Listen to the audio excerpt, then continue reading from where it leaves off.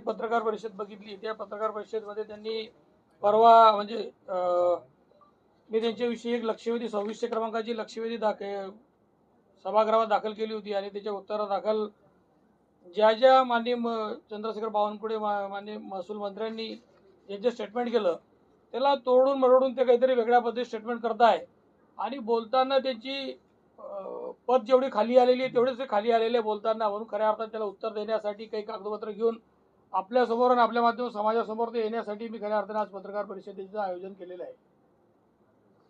2600 नंबरची जी ही माझी लक्षवेधी होती ती खऱ्या अर्थाने मानपूर शिवारामध्ये 87 एकर म्हणजे 35 हेक्टर गटामध्ये 122 नंबरचा जो गट आहे त्या गटाला घेऊन होते. त्या गटाच्या संदर्भामध्ये मधल्या काळामध्ये जर आपण बघितलं तर रिपब्लिकन पार्टी ऑफ इंडियाने अनेक आंदोलन केले. 2001 पासून ते कुटुंब त्याच्यासाठी अनेक उपोषणं किंवा यांच्या घरी यांच्या दारी खेटा मारत होतं. त्यांना विनंती करत होतो की आमची जमीन आम्हाला द्या.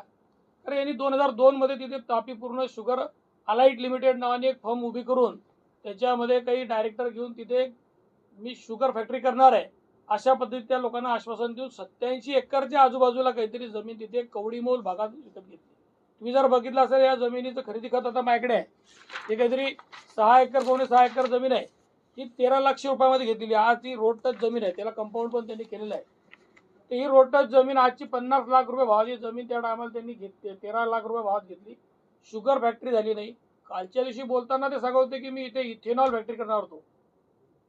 ऑलरेडी तुम्ही जर बघितलं तापी पूर्ण शुगर अलाइट लिमिटेड नावाने हे करता आणि नंतर इथेनॉल करणार होतो. शेवटी मला माहिती आहे की त्यांचं वय पण झालं आहे.